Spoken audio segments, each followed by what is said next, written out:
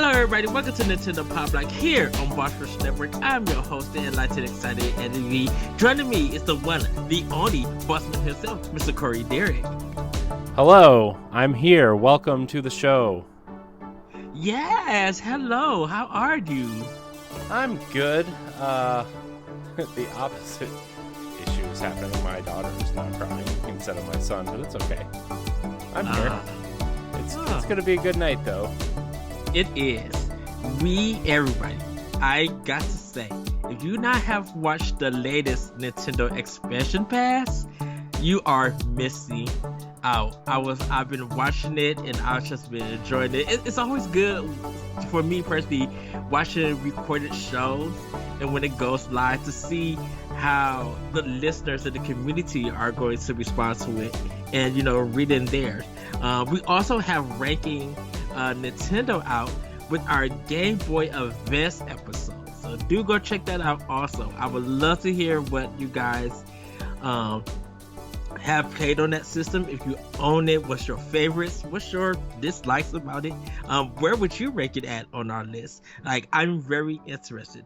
Last but not least, got to shout out a big happy birthday to Shane Kelly.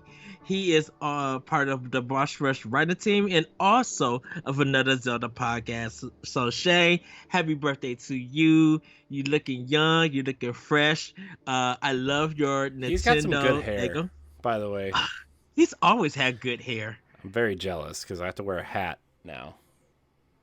It's getting to the point where just sad. My hair is gone. I've always wished I had. So this may seem weird, everybody, but I always wish I had Caucasian hair. In a sense, have loose hair, because I feel like I would be able to style it more and everything. And with my texture of hair, as everybody can see, I'm bald. There's not much I can do with my kind of hair. Well, Ed, I have Caucasian hair, and guess what? It's overrated. But yes, Shane, happy birthday to you. Hopefully you do enjoy this live episode of Nintendo Power Block, and everybody, by the time it hits Wednesday, if you haven't wished him a happy birthday, go and wish him one in our Discord and everything. Yeah. But Corey, we got some housekeeping to get into before we kind of talk about how our weekend was. Yeah, let's get this out of the way. So nothing in terms of show stuff, but we are giving away 2 copies of Teenage Mutant Ninja Turtles: The Cowabunga Collection. The rules are simple. Leave us a 5-star rating on Apple Podcasts or Spotify. Screenshot it and email nintendopowblock@gmail.com or DM Powblock Podcast on Twitter. A great review on Apple Podcasts will grant you a second entry. Upcoming giveaways also are for Splatoon 3, Bayonetta 3, Pokemon Scarlet and Violet, and Powblock's Game of the Year when December rolls around. So get those in. Very excited to give away 2 copies of this game. I'm excited to play this game. Yes, one more week, dude. It's almost here. Yep. Ed disappeared, by the way. I'm excited to play too. Oh no! Can't see you. That's fine. It's fine. We don't need to look at you. Go. There you are. Haha. Hi. It's fine. So, Corey, how was your weekend, man? It was all right. Kind of laid back and played a lot of Destiny, which I'll talk about later. Did some redesigns of stuff and just worked on a bunch of stuff for us and for other things. And yeah, it was, we didn't really do a lot. We hung out, we ate some food and relaxed. And yeah, how was your weekend, Ed? It was kind of laid back. My friend at his church, because I've been singing there on Sundays, we were leaving to get off the choir stand, and something fell. It was like a big like the drums that was in the church fell. We were just like, what the world was that? It literally scared us. And we was just like, I don't know. So we looked, and I was just like, "Oh, I got to go," because I was just like, something don't feel right. So them don't this good old one to leave, and so that happened. It was just funny because it was just like it was so quiet. We had all left, and then it just felt like the whole drums fell, but no, it's just something fell over. Um, had a really good weekend at work. A little bit laid back. It was good to get into the groove of things with work. And then just playing a lot of Xenoblade Chronicles and uh, really excited to talk more about that game. Uh, I've been talking about it with Play with Power. Uh, but we was talking earlier about Saints Row um, getting reviewed. Uh, and just I think the discussion has been talking about people coming on and dragging a game that they haven't played just because it got some low scores and stuff and everything. It is it's I was just thinking that there are gamers who weren't even looking forward to this, and I think they were just I don't know. I feel like people were just ready to bag on this game if it didn't hit the numbers, like high numbers, like in the 80s or 70s and stuff. Um, because to me, I know that it had all these delays to get the game up and running, but it looks good in motion. But I guess when you actually start playing the game, there's probably going to be some problems. But you was talking about there'll probably be some patches too with it. Last but not least, I was looking at the Last of Us trailer that's coming to HBO Max. Um, I'm not wowed by it at all. Yeah, I mean it's a show coming to HBO. I don't know what to say about it. I'm not in the least bit interested. I don't really care for The Last of Us, so and I don't really care for like The Walking Dead or shows like that. So I mean, I don't know. I'm just not really that interested, to be 100% honest with you. I'm just not. And I'm not. I'm not gonna knock the show or anything because of the trailer or anything. But I think I mentioned I had a fear of this that it's not gonna be appealing to me because of watching that Resident Evil show on Netflix. Mm. And everything. And I'm just like, I feel like this same feeling I have for this Resident Evil show, I would have for The Last of Us. Yeah, Um, I mean, I feel like The Last of Us is going to be better produced because it's HBO, and mhm. they actually have the creative team behind it, so I think it's going to be a Yeah. little bit better. But I mean, I'm not really the person to ask you if it's going to be good or bad because I don't care, honestly. I mean, if I just feel like I hope they just don't be like, well, we recaptured most of what the game is and kind of did it scene for scene, but changing some things up. I'm just like, if it's gonna feel like that, I I don't think this series should actually get the praise and love if it gets any. If it's just like scene for scene, from game to TV adaptation.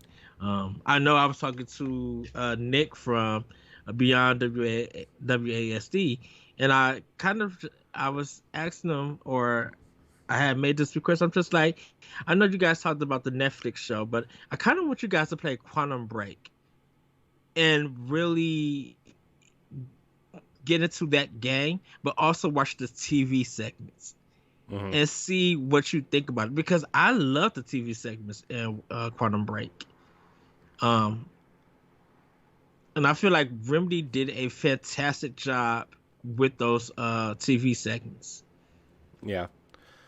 Well, I mean, they also had TV production team behind that game too, right? Remember when Hmm. Microsoft had like a production studio for like a year and a half, and they were Yes. Microsoft was paying for the production. So, I mean, yeah, that's going to be better. I don't know. I'm not interested. I mean, we're going to talk about Sega revealing some stuff, and obviously Sony revealed some stuff this week too, Yeah. of like movies and stuff based on IP, and it's gonna be the new hot thing, right? Video games are huge, and people have been trying to make these huge for a while, just like comic Yeah. book movies in the '80s and or the '90s, and well, really like probably since the '70s with Superman, right? And then through the '90s, they were just like okay, and then we really started getting good comic book movies with X-Men and Spider-Man, and then great ones with the MCU. So I mean, video games are the next untapped market. You know, Yeah. it. I really feel like Microsoft, and we're gonna get into our Patreon producers. I really feel like Microsoft, if they ever got into TV production, like they had like it stuff wasn't like on Paramount Plus or anything, but Well, they like did at one point. There was a Viva Pinata show on Nickelodeon or something. yeah, So that is I mean, true. obviously that's not like, it's not like. I mean, we have Halo too, also, right? Like, not that it's good or bad either way. I haven't seen it yet, and I don't really care to. But, man, so I'm not like. Here's the thing. I know I'm sounding pretty down on TV, like games into TV or whatever. Hmm. It's fine, but like I want to play my games. I don't want to. I don't really care to watch them. Now there's certain things that really go hand in hand with movies that I like, right? Like Uncharted. I watched the Uncharted movie. It was pretty good. I enjoyed it because How I about mean fun? I like Indiana Jones and movies like that. It was pretty good. Yeah. Not like an Academy Award winning movie or anything, Oh, but you know, yeah. it was fun. I bought it. I mean, I didn't purchase it. I bought the idea that Tom Holland was Nathan Drake and that thing. It was good. I liked the girl who played Chloe. That was pretty. She was really good in it.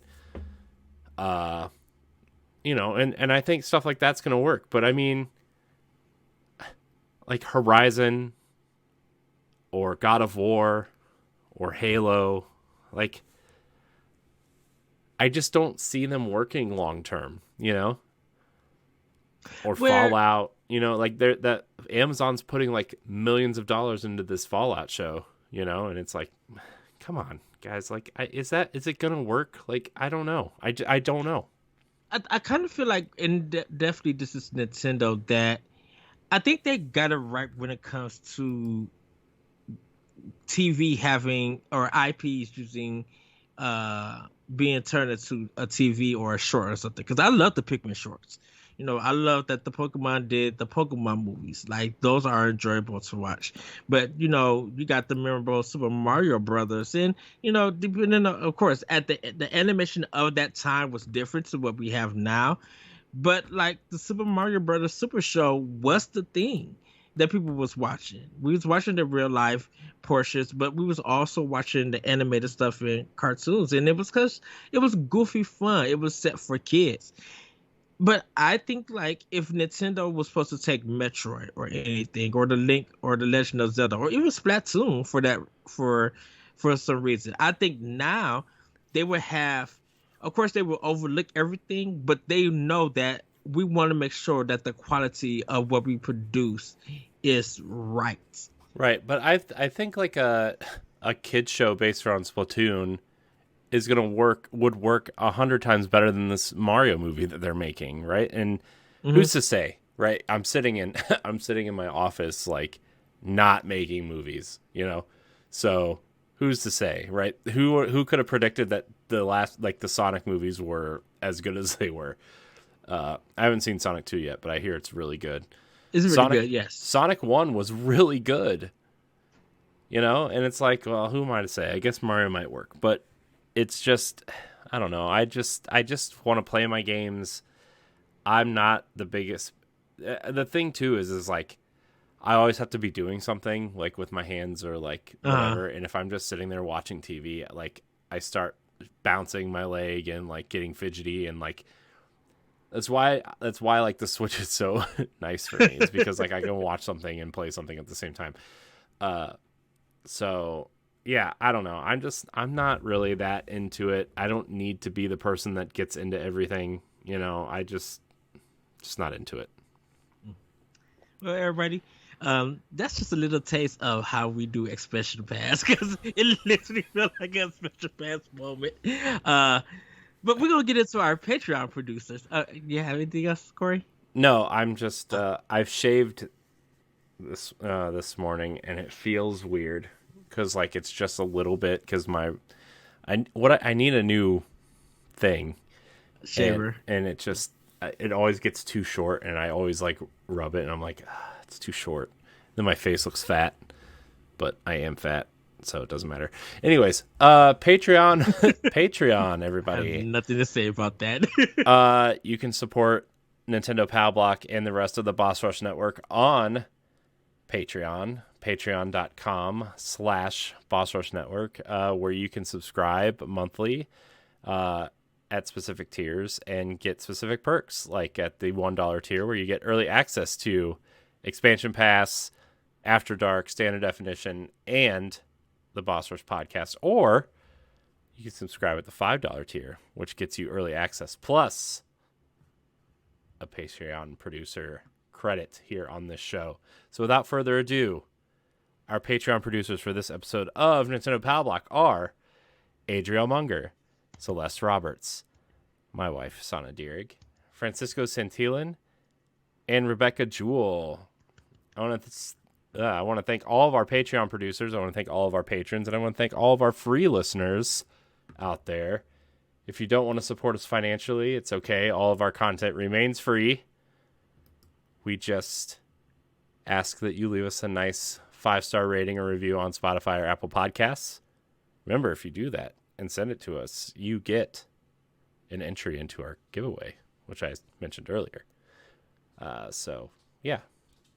Be nice if you did that. Leave us a review. Yes. All right, everybody. It's time for Snacktendo. And Corey, I'm going to go first with this Snacktendo because I know I'm going to get a look for this now. No. You're going to get a look anyway because you're just weird, but it's fine. So I'm just going to bring in this one snack. No, actually 2 snacks. I'm sorry. So the first snack, I had Domino's Saturday night, and I ordered some for the closing manager and associate. Like they could go in and have some.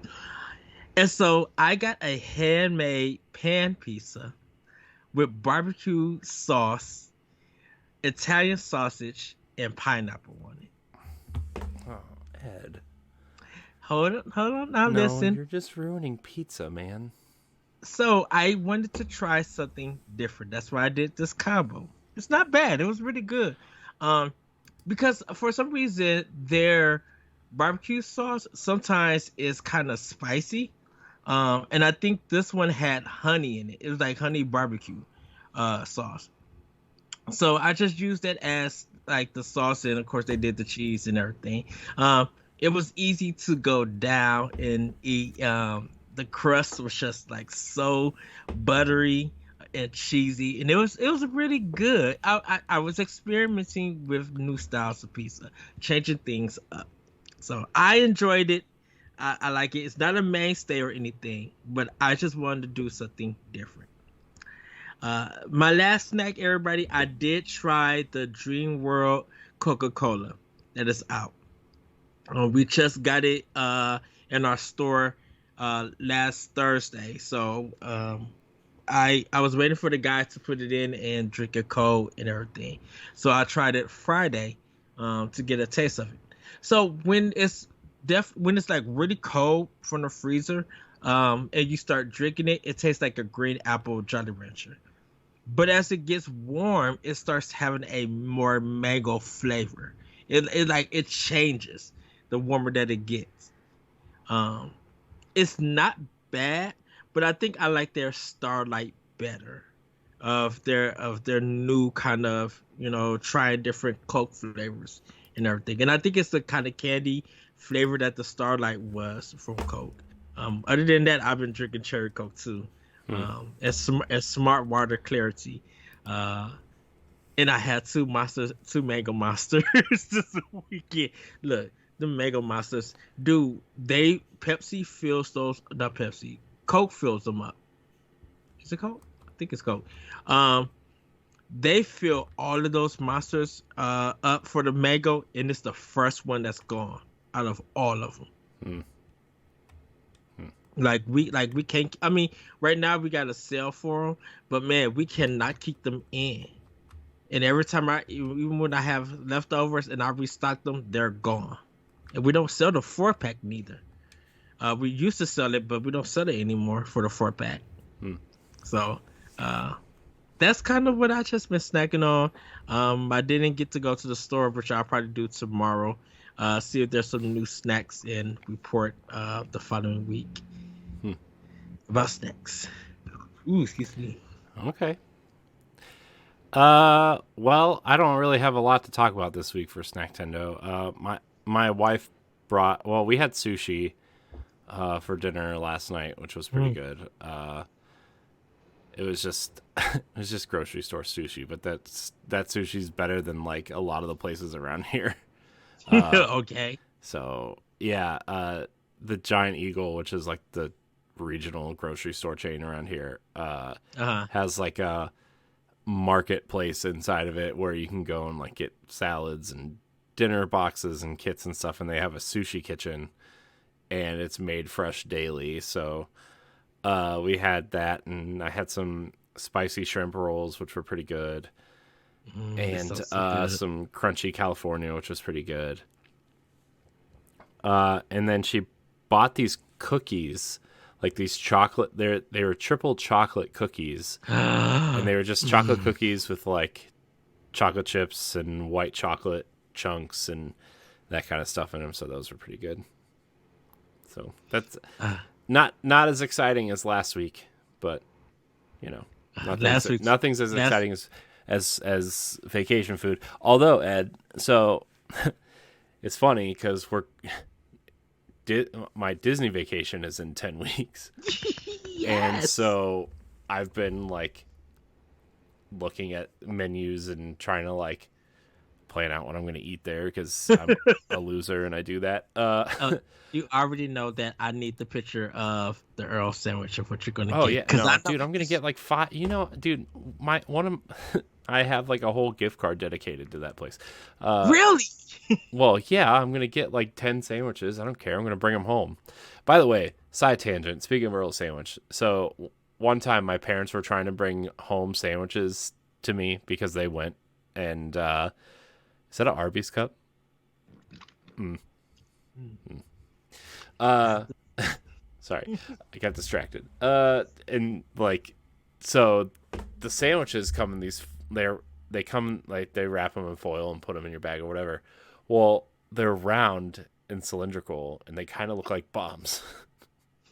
So my dad had them in his book bag, and he got stopped at the gate because of these sandwiches. And he had to explain to them that he's bringing food home for his son. So it was funny. But yeah, man, I'm so excited, so excited for Earl sandwich. You have no idea. Hold on, they got a new sandwich, and I have to figure. I need to. I forget what it is. They got a new sandwich though. I really Oh, want them to come. the Caribbean jerk chicken sandwich is back. Ooh. So, it's let me pull up the menu.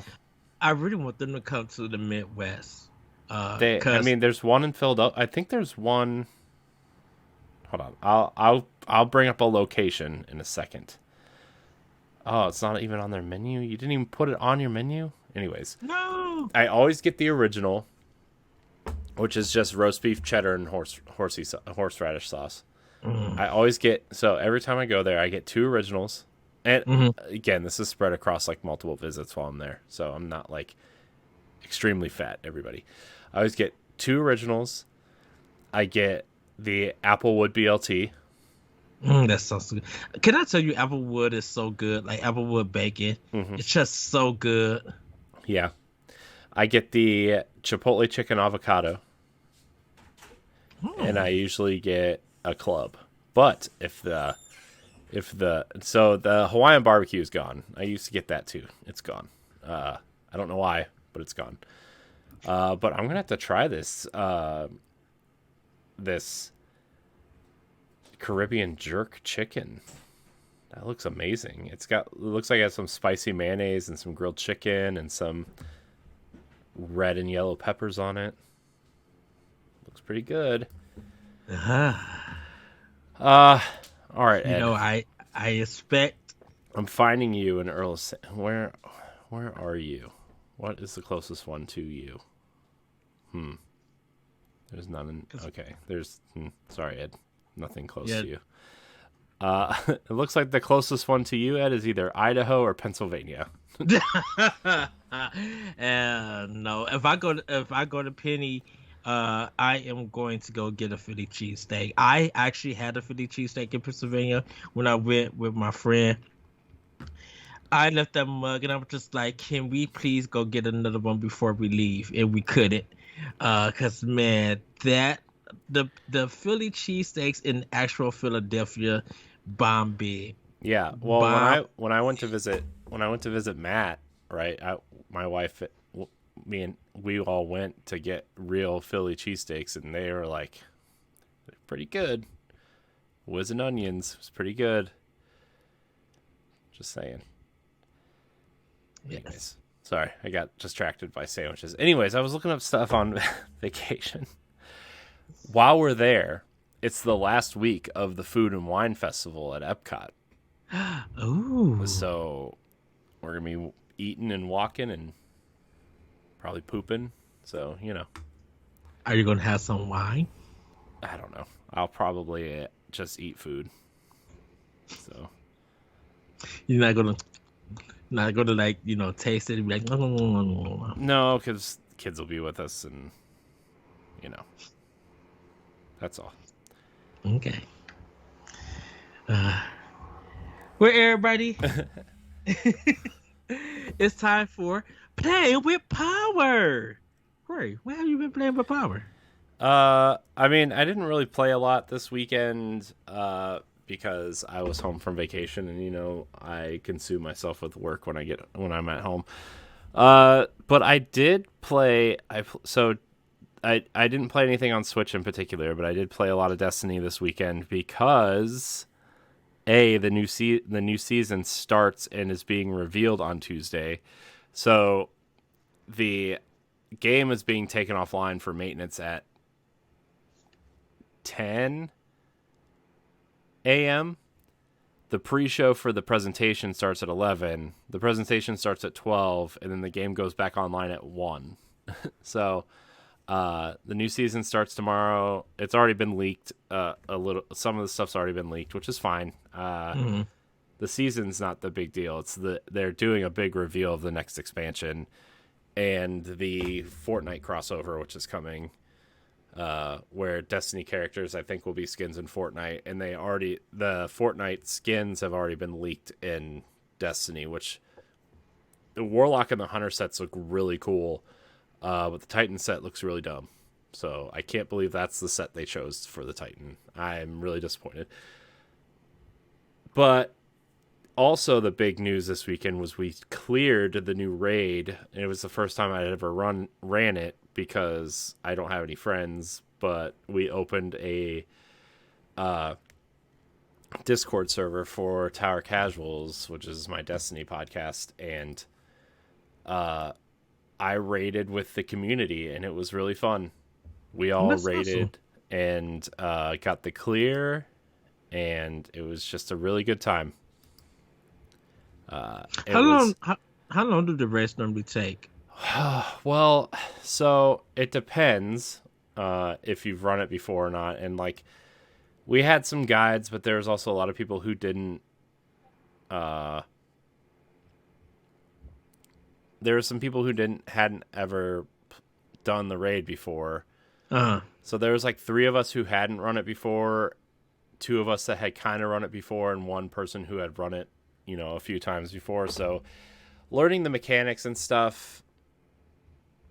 I mean, I would say, so we started Friday, so I'd say overall, between Friday and Sunday, it took us about 4.5 hours. But a well-seasoned raid team could probably do a raid in an hour. When I was raiding regularly during the Taken King and Rise of Iron, and when Destiny 2 launched, with my PlayStation raid team at the time, Yeah. we were clearing raids in like 45 minutes. Like we were going in and out, and we would raid all three characters 3 times a night, and then just go do other things, right? So I mean, if you get a well-oiled machine raid team in there, you could do a raid in an hour or so. Uh, uh I've never done a raid. I think a lot of the extra stuff I haven't done is because like I mean I mentioned this before. I think when I finished the campaign, and like mhm, some of the side stuff, I like mhm. put the game away Yeah, and no, everything. the raids in the dungeons are the best parts of Destiny, in my opinion. uh the dungeons are like the dungeons are basically 3-man raids for people who don't, which was a great addition for them to add Hmm. these, because some people only play with one or two other people, and it gives them an end game activity to really grind and do right. And the dungeons are really fun. Like Grasp of Avarice was the 30th anniversary kind of. It took place in a location on from Destiny 1.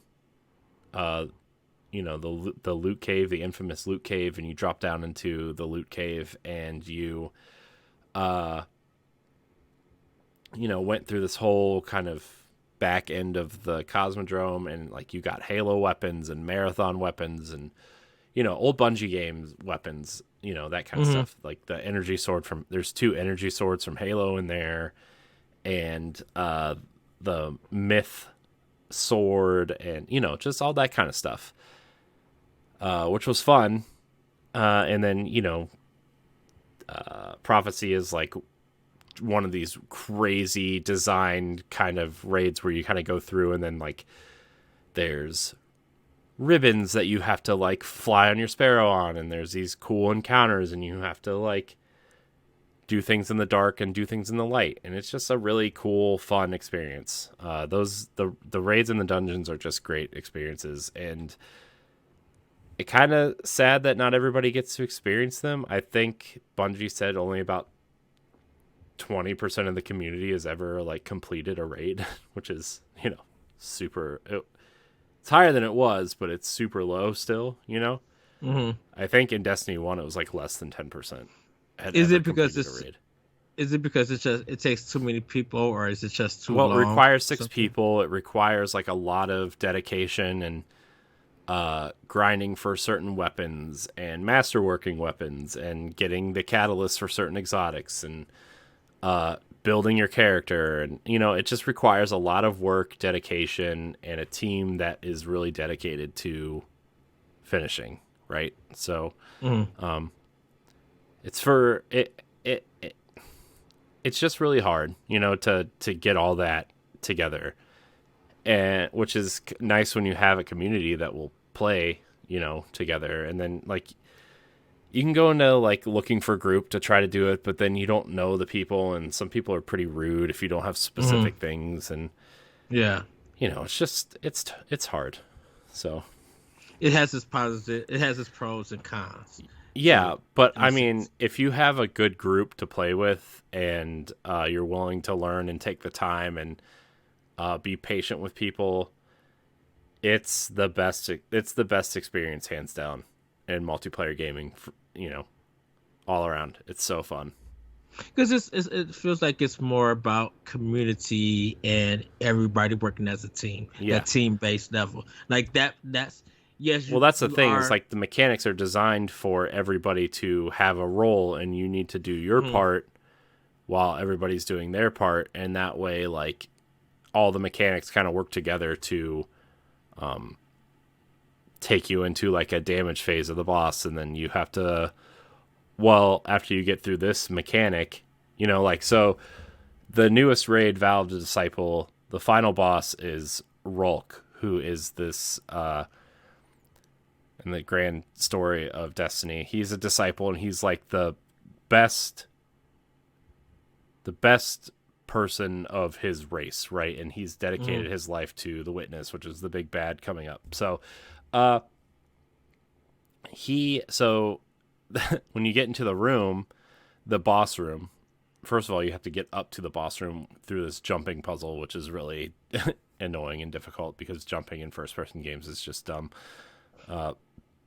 But you get into the room and you see like the whole raid revolves around these 20 or so symbols, and you're kind of like, you get one person gets this buff, but the person with the buff can't read the symbols, so another player has to call out the symbol, and then you have to like know where to go for that symbol and kind of dunk this orb right, and if you dunk it in the wrong whatever, you die, and then you also only have so many revives before you have to restart the encounter also. It's crazy. It's wild. Like, I don't even know really how to explain it. The next time I raid with people, I'm going to record it and kind of just see if I can do one of the mechanics or whatever. Mm-hmm. Like a different mechanic every time, just so I can learn these things. But the big news in Destiny is that the Taken King raid is coming back. The King's Fall raid, which is my favorite raid of all time. It's just nothing will ever beat that raid for me. And What's the Taken King? That's Destiny 1, but is that the second DLC? it's the first major one. First major one? Okay. Yeah. And so, yeah, I'm excited for that to come back, especially with like, there's probably going to be a couple new mechanics. All the supers are different, from Destiny 1. So like, that's going to change things. They kind of revise some things. Different weapons, different builds, these kind of things. So it's going to be really fun to like interact with that raid differently. But man, so excited. I'm so excited. That's cool. That's really cool. Season of the Plunder, it's called. It's a pirate-based season. Oh, wow. I think that's why it's definitely important now for Destiny to have crossplay. Oh yeah. I think that should have raised the numbers for the raids. Hopefully it does. Hopefully more people get into it. I know. Well, that and like Discord being implemented into Xbox and PlayStation. And, yeah. So when we were raiding this weekend, I played with my one friend Mitch, who plays on Xbox, but we played with 3 PC players and a PlayStation player. And it was wild thinking that, 2 years ago we weren't able to do that. Yeah. So. And now I think it's been very beneficial to Bungie to do that. And luckily PlayStation has allowed crossplay on their system. For definitely now that they're on Bungie, I think Sony kind of sees the importance of that. Mm-hmm. And now going forward, because I know me and you was talking a little bit, but I'm like, will they bring Destiny 3? And that's the thing that you guys probably will discuss on Tower Casual. Well, I think tomorrow we're gonna know a little bit more about that, and by the time you hear this on podcast feeds, the Destiny showcase is happening Tuesday. So, if you care, that's happening, and I think we're going to get one step closer to knowing what's going to happen after the final shape, which is the final announced expansion for Destiny 2. And they've already said there's going to be Destiny after that, whether it's Destiny 3, whether Project Goliath, which is, everybody thinks it's like their big kind of answer to bringing all the content forward somehow. From Destiny 1 and Destiny 2, like all the seasons, all the story missions, all of the content forward, like somehow, like kind of like a Smash Brothers Ultimate in a sense. Everything is there. Yeah, I mean, from the 2 games, and then they'll just somehow call it Destiny, and you'll be able to play through the story. All the raids will be there, all the dungeons, all the missions, all the strikes and stuff, and that's the rumor. That's a lot of content. It is. And I think if they go into Destiny 3, and everybody, we're going to get back into Nintendo stuff. I think if they ever announce Destiny 3, I'll definitely be there, because I do want to... I want to go forth with the first part of the story like they did with Destiny 2. when it first came out, whatever that story was. I'm excited to see where this game goes in the future. Well, with Destiny 3, with the campaign, Mm-hmm. uh, and maybe we'll finally get a new class. Well, I don't know. we've gotten new subclasses already. Like we got Stasis, which is the ice ability. There's some stuff that was spoiled. I don't want to spoil it for people, but there's been new things spoiled.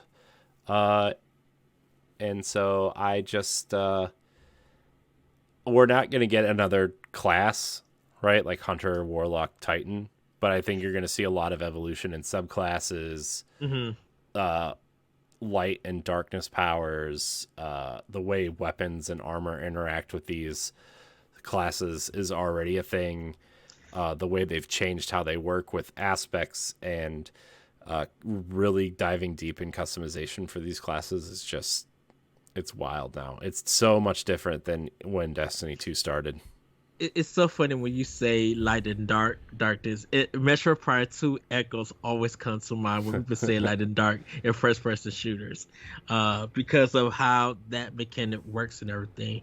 But I'm going to do my best to try to watch the broadcast, and I everybody listen to Tower Casual this week, so you guys can hear more of it. Hear Corey and Josh and the crew's thoughts. I know they have a recorded discussion about it. Yeah, Josh, I might be on it. I might not. Depends on when my break at work is and how much time I can, get away with it. But I probably won't be there. Josh and our friend A1 Johnny and Nerd Generalists are all going to have a discussion on Tuesday, and then I'll have my thoughts on Thursday's episode. So, freshly redesigned episode. Yes. Please, Nintendo, do not throw we got a Nintendo Direct that's happening. I'm going to be like, Corey.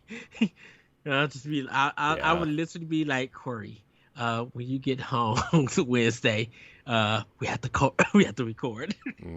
Yeah. We have to do a Doom episode where with the Direct it was over with. We have to, it was just like, let's get into it. Yeah. About that. But anything else, Corey? Not really. So I re-downloaded Fortnite actually because of the Destiny crossover that's supposedly coming.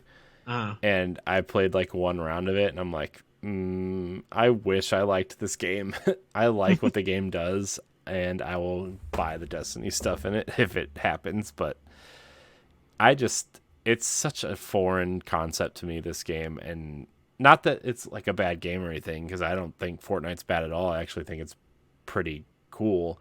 But like, man, it's a good thing that this is the game. This is not the game I chose to be invested in, because there are so many characters and skins. Like Indiana Jones and Darth Vader are in this game, and they're fighting Goku and Master Chief and Kratos. And man, what a weird game.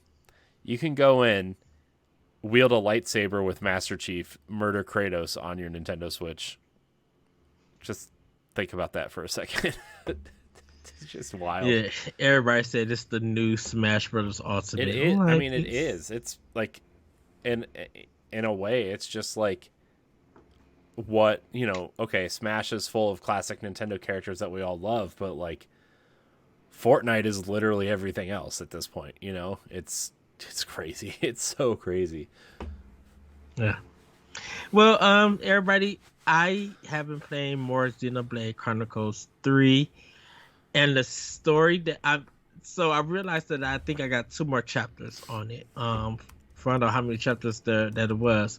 I'm still doing side stuff before I even push into going on in this game. My goodness, the story has gotten bunkers, but it's a good bunkers. I hear there's a spot in the game where it gets wild. Oh yes, chapter 4 alone if you were not to do side quests or anything and just go from story points with chapter 4 alone, that's game of the year material already.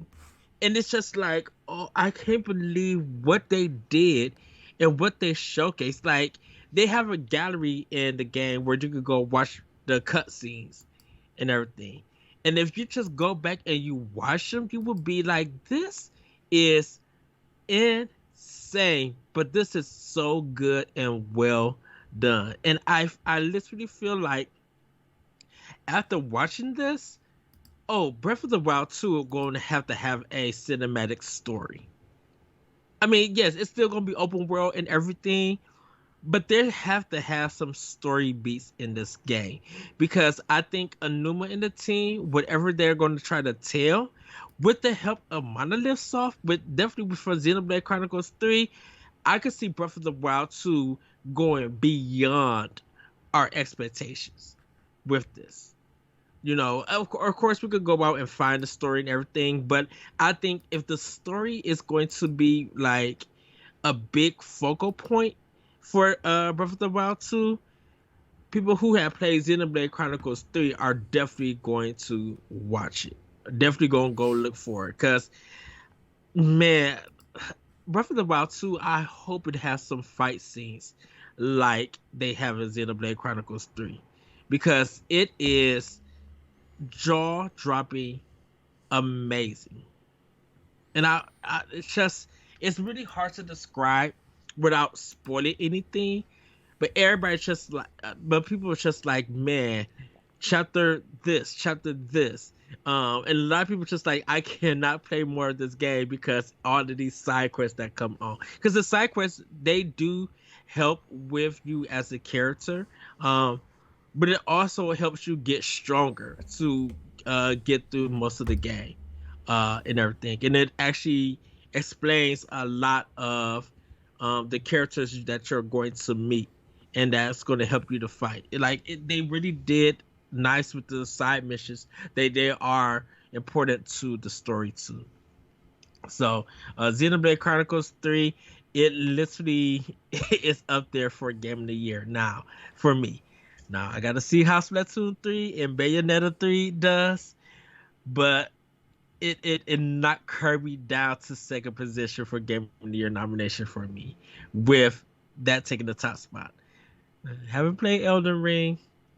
I have though. Look, the only game I think I've played that's come out this year is Fire Emblem Warriors. Okay, so I don't even know what's come out this year. I've been so like, I just haven't cared about the games that are coming out this year, and I mean that's going to change in a couple weeks, right? With some games, but like I didn't care for Arceus, right? Let's see what came out in February. Good. What came out was in February for Switch? Nothing. The Kingdom Hearts garbage. Not that Kingdom Hearts is garbage. The cloud versions are garbage. Nothing really came out there. Right, because Horizon and Elden Ring was the big ones for February. Yeah, March was Kirby, which is a really great game. That's what everybody keeps telling me. April was what? MLB, Star Wars, Lego Star Wars, Switch Sports. Like Switch Sports wasn't very good. May was. I'm trying to think here. See, yeah, there was just nothing. Dragon Quest Builders. No, that's. I know iOS. June was Mario. June was Strikers. Sunbreak. July was Xenoblade and Fire Emblem. Yeah. Nothing this month besides Turtles. Yeah. Well, Shredder's Revenge is also in July, but that's like not Nintendo. Yeah. I mean, so, there's just like hasn't been anything really exciting. Like, I'm really excited for NBA 2K23 on the day that Splatoon 3 comes out. Can I tell you, a lot of folks are somehow preparing to do Luigi's Mansion 3 this October. What do you mean? People really want to go back to playing Luigi's Mansion 3 because they missed it. Well, I'm just like, oh, okay. Yeah. I mean, it's well deserved for people to revisit. yeah, I Which is mean, weird. That and Mario Kart are the only Nintendo first party digital versions of games that I own. But besides some of the smaller stuff, mhm. like the Fire Emblem and the one Detective Agency one. Fire Emblem's not Besides, small, dude. I don't know why you. The it small was the games like Fire Emblem. well, it was the NES ones that came out, the Famicom ones Oh, that never those came ones. to Oh, America. okay. Yeah. I thought you meant Uh, like like oh Fire no, no, Emblem no. Three The Houses or A something. was? Oh no, heck no, man. Goodness, I swear, Corey, when we was talking about uh we had a special pass about GameCube, and Hmm. when you brought up for that Fire Emblem, and people started posting pictures of Awakening, I'm like, man, I kind of would play if I don't know. I think if they remade Awakening just to make it, I mean, still kept the core of what it is, and let Tecmo or whoever is working with them to make it a bigger game like Three Houses. So like new animation, new character designs. Like really give it a bigger production. I will go for a Fire Emblem Awakening remake on Switch. Hmm. I know that's crazy to ask, because Awakening is perfect for what it is, but I that's a game that I'm like I need a Switch version of this. I mean, I think you're gonna see. I think you would see a remake of like one of the first games Hmm. before you'd see one of the 3DS games, right? Like, I don't know. Remember? I mean, remember that when they were talking about Fire Emblem Fates coming over at some point as a Yes. remake, which I could totally see in the future. Uh, I don't know. I still want the pirate one that we never got. So, We have high hopes. And last but not least, Fire Team Elite for Aliens. Just been working on that, getting my healer character up in levels and their weapons before I try to do another class and get that up. But that's pretty much it. I actually took Tomb Raider, Shadow of the Tomb Raider off and some other games. There's nothing wrong with it or anything. I have beaten it already and everything. Um, it was just that I'm done playing this. Um, I am trying to play Crisis though, the first game on Series X. So I just got to return back to it. Yeah, that's gonna be it for Play with Power, everybody. It's time for Femi News. Corey, take it away. all right. Let me get this timestamp here real quick. Do. All right. So, our first story is a pretty big one, and then we'll just kind of run through the last few. So, the big story last week after we recorded was that Embracer Group, I guess the company slash conglomerate that owns a bunch of things that like THQ Nordic and Deep Silver and stuff like that, and they just bought Crystal Dynamics and Eidos Montreal, all the Western studios from Square Enix. They bought Gearbox last year, so they own a lot that you might know. They're putting out Saints Row this week. That big huge group purchased a lot of IP, a lot of companies, and so I'm just gonna read this article from Tom Warren over at The Verge. He does a lot of great articles over there. I know we don't really talk about The Verge much, but because Tom Warren usually does stuff on like Xbox and Destiny and that kind of stuff. So wow.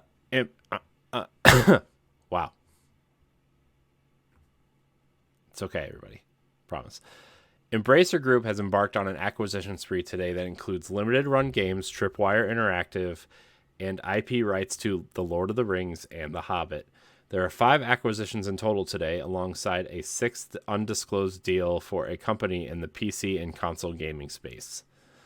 The Lord of the Rings and The Hobbit rights means that Embracer now has control over movies, video games, board games, merchandising, stage productions, and even theme park rights for the Tolkien fantasy franchises. This includes Amazon's very big and very expensive take on The Lord of the Rings that will debut on Prime Video on September 2nd.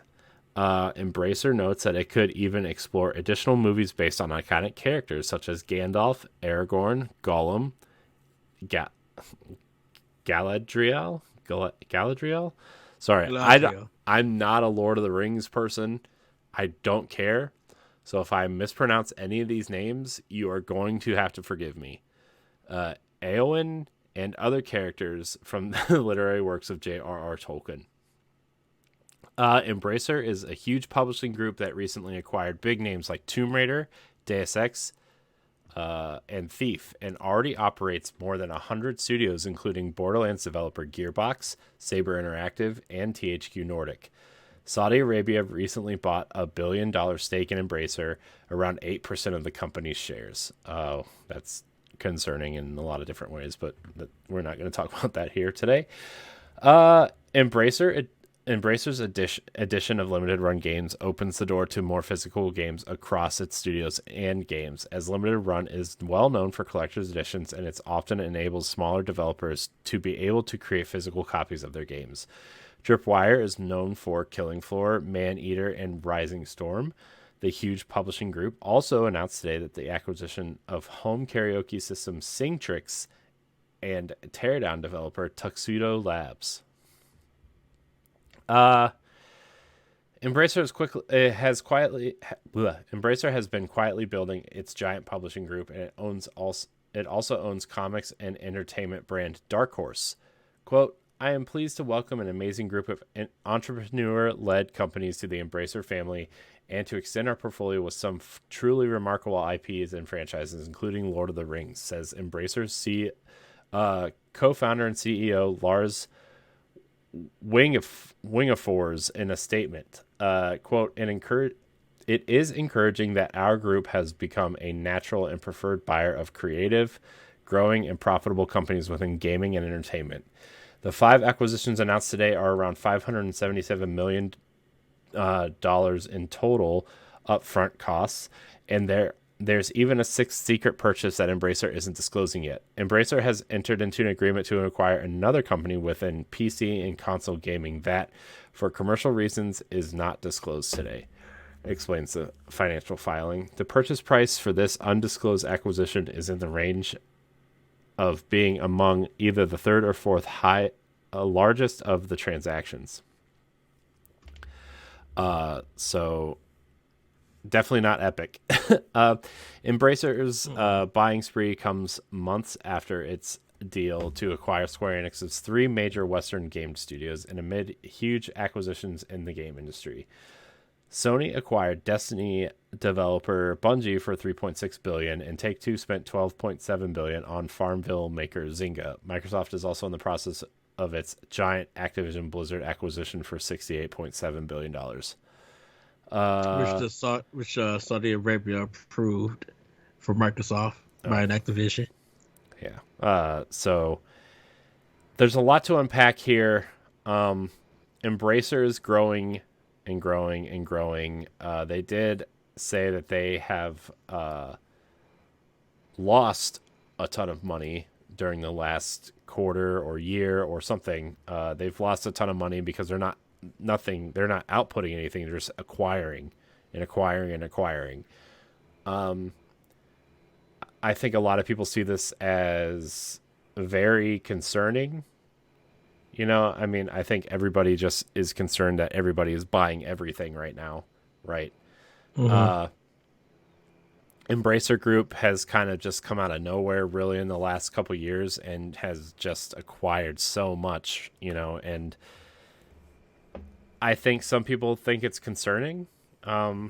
What are your thoughts on this, Ed? What are your thoughts on Embracer kind of, especially like limited run games? I know a lot of people were concerned specifically for them because they've kind of been like the underdog, if you will, like they're like scrappy and doing good for the indie community, and you know what I mean?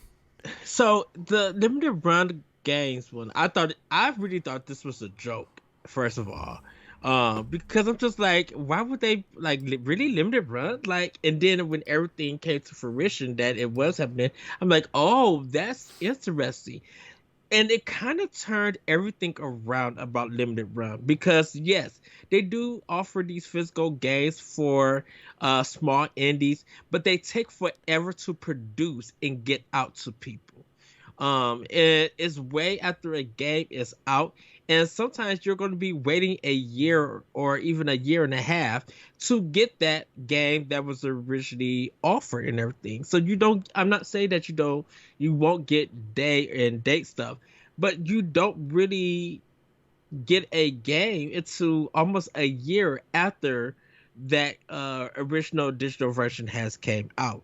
Like my Streets of Rage 4, like if I didn't buy the game digitally on my Switch, I wouldn't be able to play Streets of Rage 4 or if I wanted to do it physically, I would have been able to play it to that following April of that year. You know, way after it came out and the DLC was available. Uh so people and some people saying that limited run has kind of been doing some shady stuff. I would have to research more about that.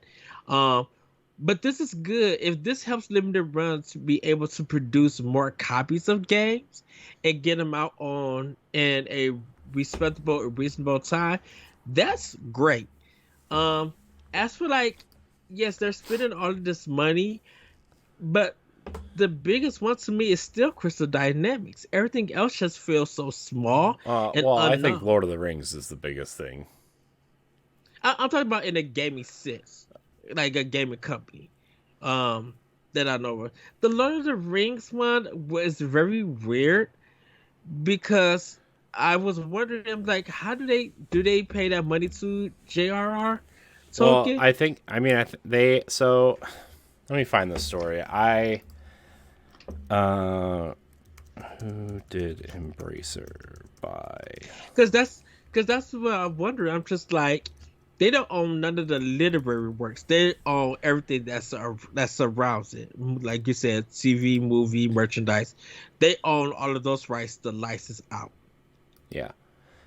So this is from Deadline. I'm trying to find how what like who they acquired it from because they acquired it from a company that already owned this. Okay, so about halfway down in a statement, Marty Glick, COO of the Saul Zantz Company, said, "We at the Zantz Company have had the honor over the past half century of stewarding the Tolkien rights so that Lord of the Rings and The Hobbit fans worldwide could enjoy award-winning epic films, challenging video games, and first-rate theater and merchandise of every variety. We could not be more thrilled that it is Embracer now taking up the responsibility, and we are confident their group will take it to new heights and dimensions while maintaining homage to the spirit of these great literary works. Embracer's operative group, Osmodi Group, has a long-standing relationship with Tolkien IP, having published Lord of the Rings board game over 20 years ago, as well as producing Lord of the Rings card game. Key upcoming work set in Middle Earth, which Middle Earth Enterprises has financial interests, including Amazon's highly anticipated Lord of the Rings: Rings of Power, as well as Warner Brothers' animated movie Lord of the Rings: The War for Rohirrim, set for release in 2024. There's also an EA mobile game. So they acquired it from the Zantz company, but it doesn't say for how much. But this is by far their biggest acquisition. Yeah. So basically, everything outside of just basic book selling is what they own now. So I mean, they don't own the rights to the books. That's still the Tolkien estate and Hmm. everything. Although I'm sure the Tolkien estate gets a pretty chunk out of all this stuff happening too. But yeah, this is wild, man. Because he's This still writing the books, right? I he's think. dead, dude. He's been dead for like 40 years. Why did I think he His was still son, alive? his son was doing stuff. Uh, he died in 1973. Uh, and then his son took over, and now I think the grandson has taken over at this point. I'm not 100% sure. Don't quote me on that, but I know the estate is run by some blood relative. You know what I was thinking of? Game of Thrones. Oh, That's why. you're thinking of George R. R. Martin. That Yeah. guy. Who runs the Tolkien?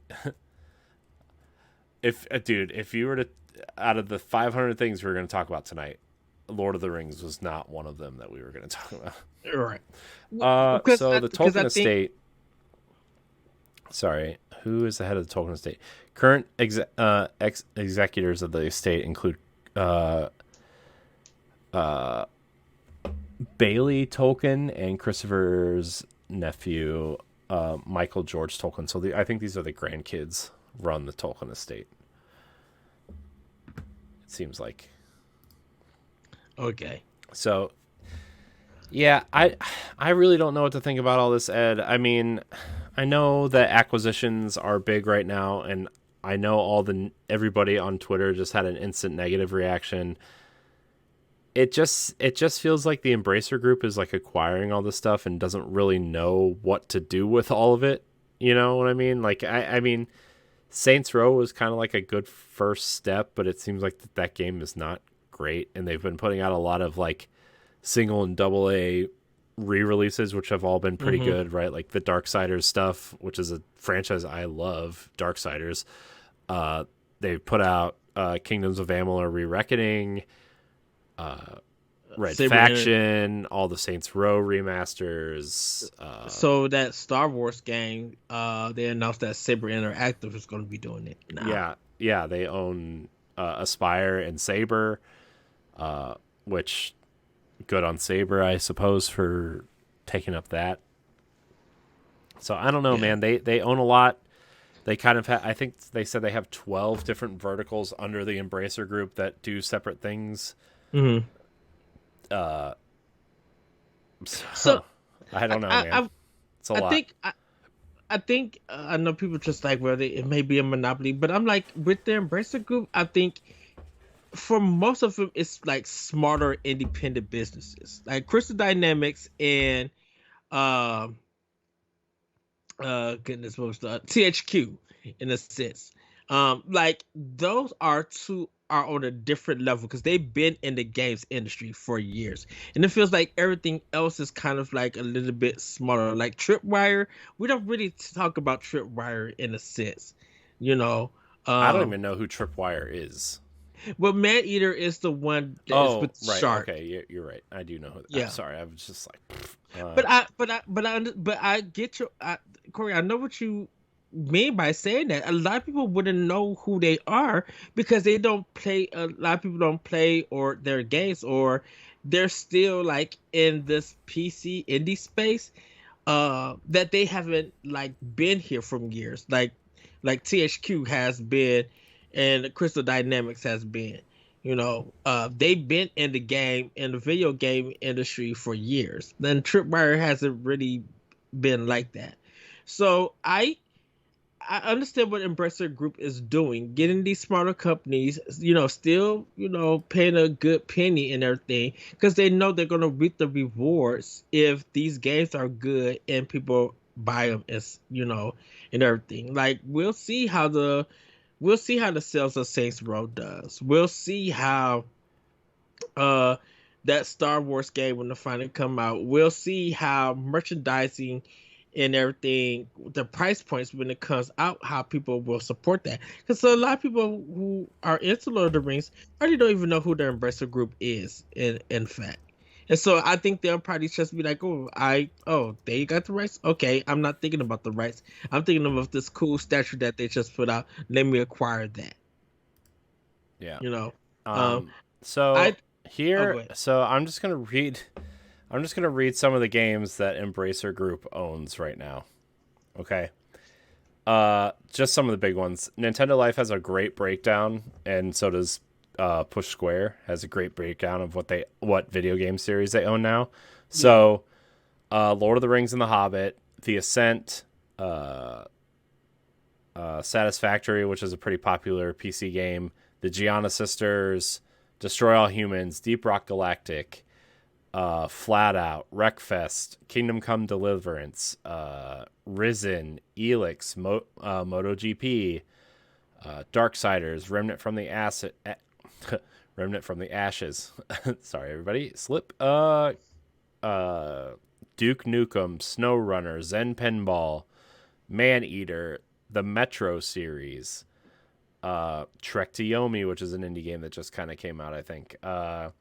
Borderlands, Brother in Arms, Homeworld, Homefront, Road 96, Torchlight, Hob, Neverwinter, Gex, Tomb Raider, Legacy of Kain, Deus Ex, Thief, Alone in the Dark, which I think they just revealed, right?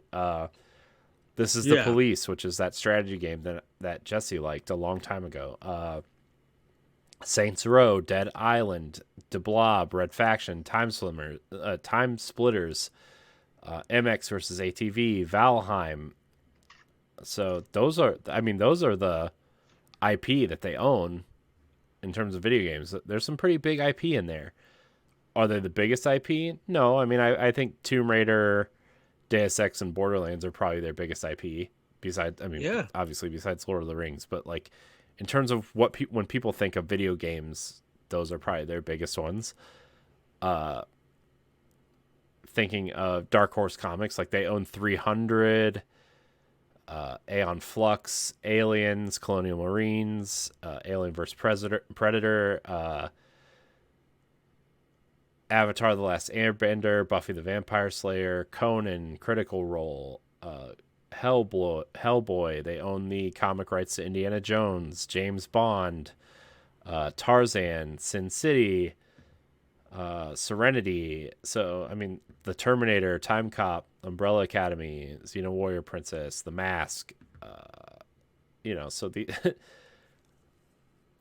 these are very popular things that they now own. So I mean, for me, it's just like, I get acquisitions are a bad thing, and I know people like to complain on the internet, but I'm not gonna lie to you, I don't really care. I don't care. But I'm fine with stuff being acquired. My thing is, make sure you put out the product. Yeah, because you can acquire all of these studios, but I want to see results of the product coming from these studios. Yeah, my thing is like, okay, you acquired all these IP, right? And you haven't put anything out. I want to see like the quality of your products being put out. Okay,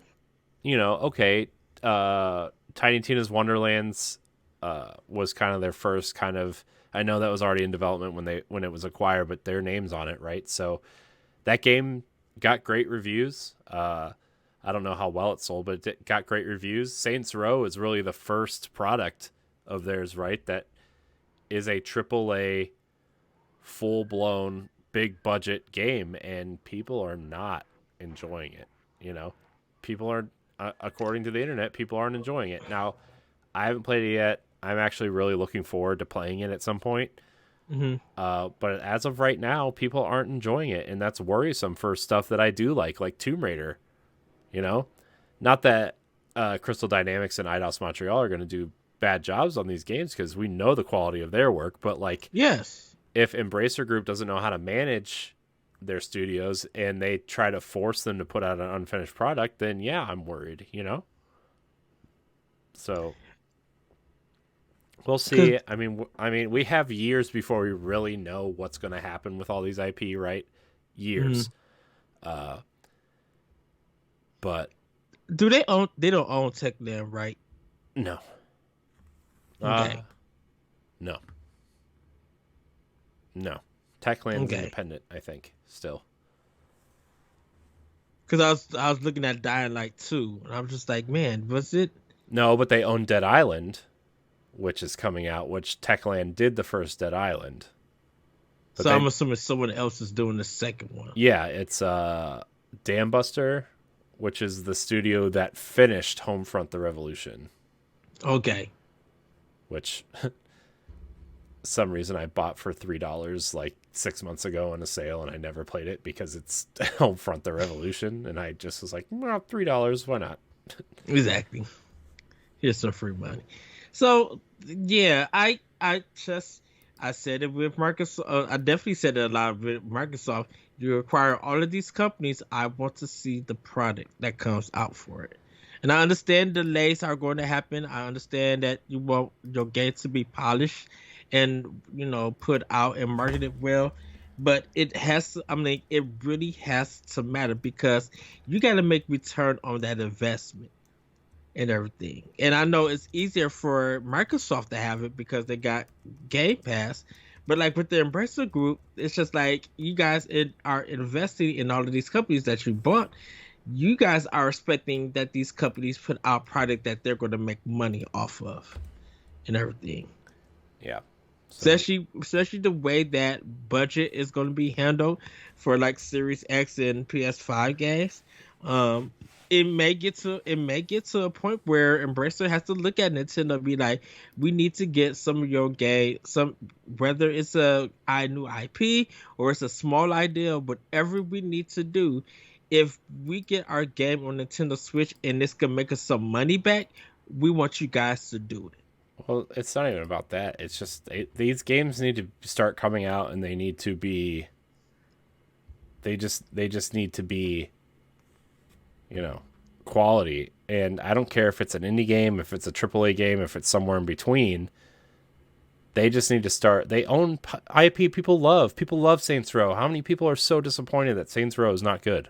You know, how many people are going to be disappointed when the next Red Faction is like mediocre, or Darksiders 4 if it's like mediocre? Although I think a lot of people thought 2 and 3 were mediocre.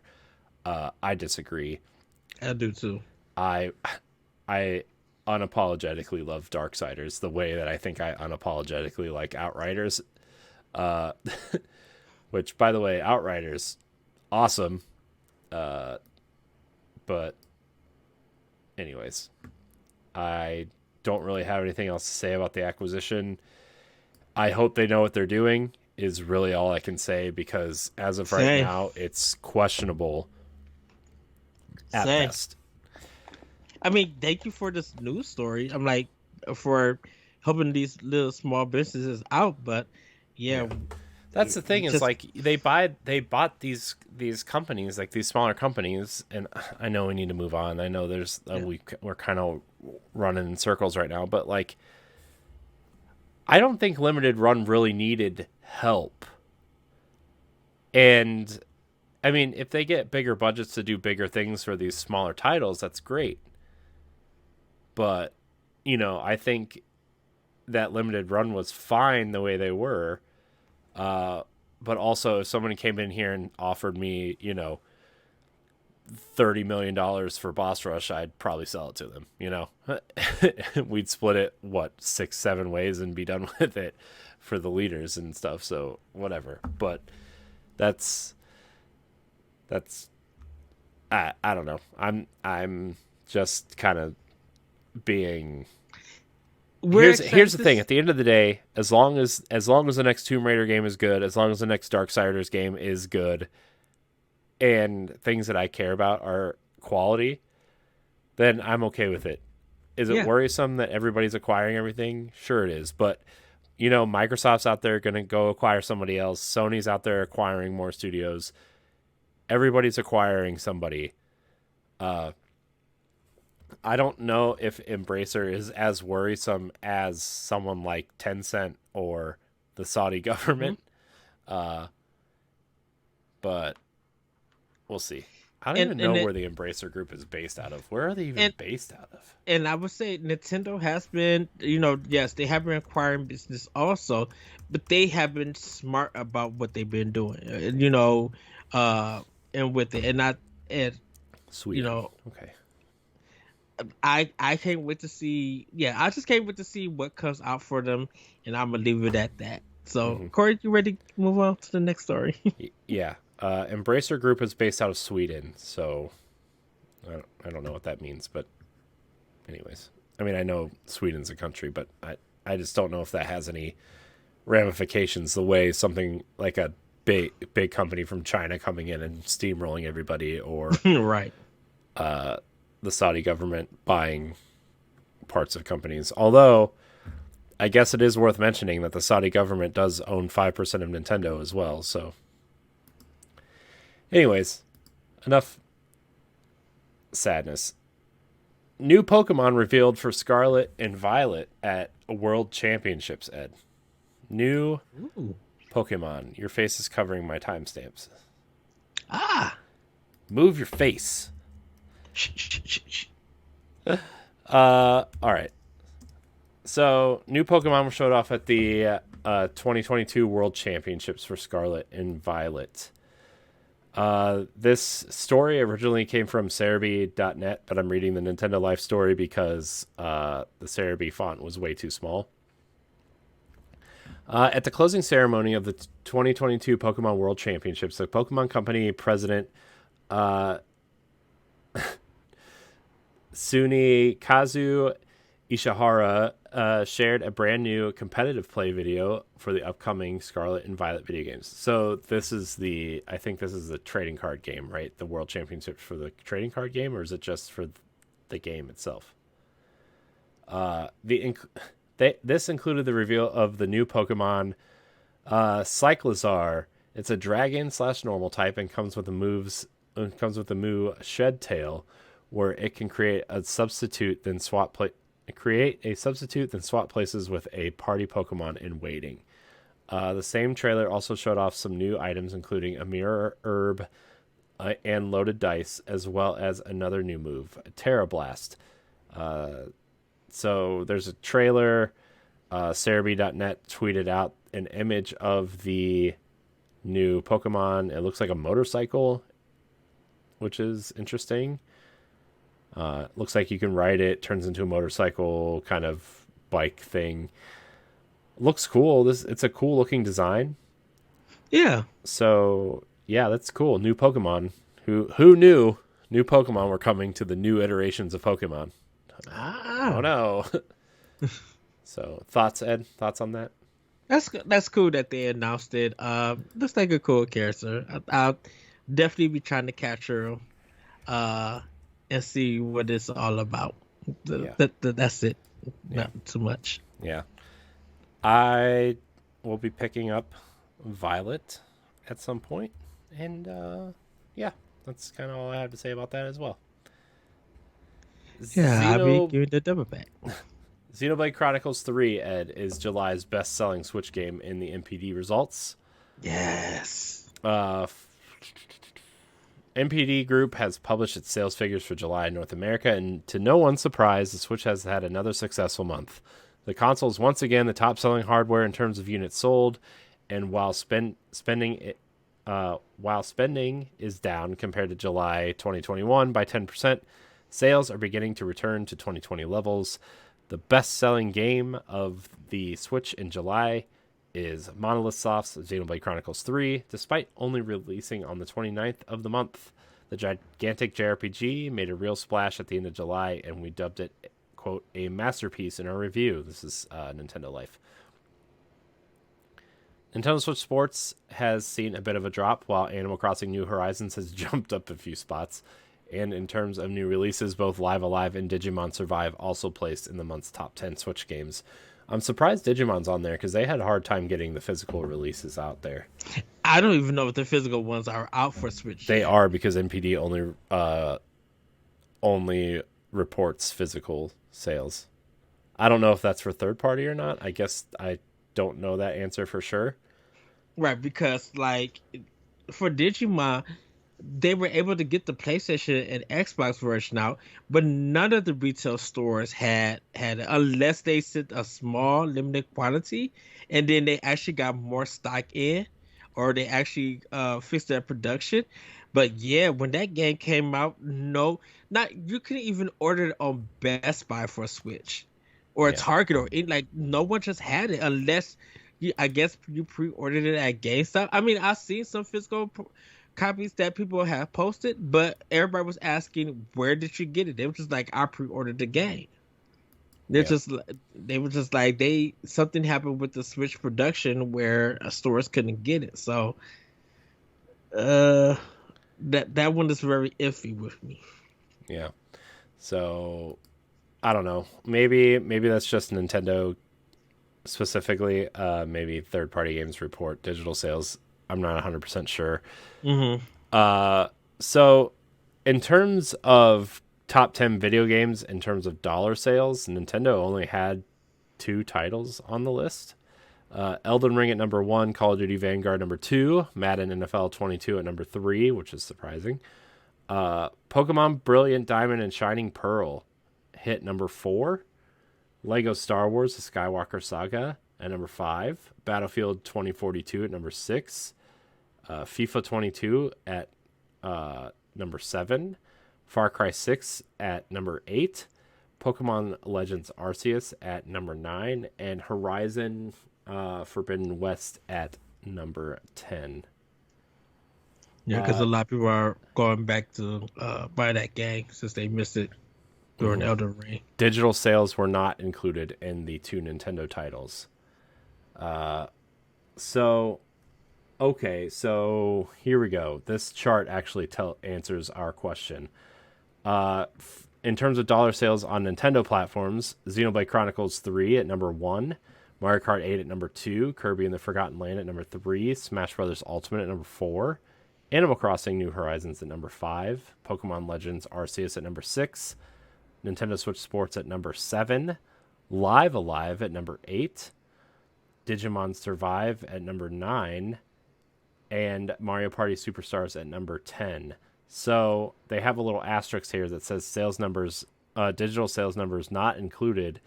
And out of that list I just read you on Nintendo platforms, the only one without an asterisk is Digimon Survive. So Bandai Namco does report digital sales for that. Okay. So yeah, that's your sales numbers. Not surprised that Xenoblade was number 1 for Nintendo. Although it is surprised. This doesn't make sense though. Because Xenoblade is number 1 on July's list for Nintendo, but it's not on the top 10 for overall. But Pokemon Arceus and Brilliant Diamond and Shining Pearl are. Okay, so it's because of, I think, it was kind of, it's very weird because it ended up on Nintendo's list due to the fact that it was only released within 2 days. So they was reported only 2 days. Oh, because sales. They stopped reporting numbers on the top 10 for the other consoles on the 25th, and this came out on the 29th. Okay. And then the console ones end at the end of the month. Okay. Mm-hmm. Okay. I just answered both my dumb questions at the same time. Man, I'm slacking, Ed. My knowledge of this stuff is just slacking.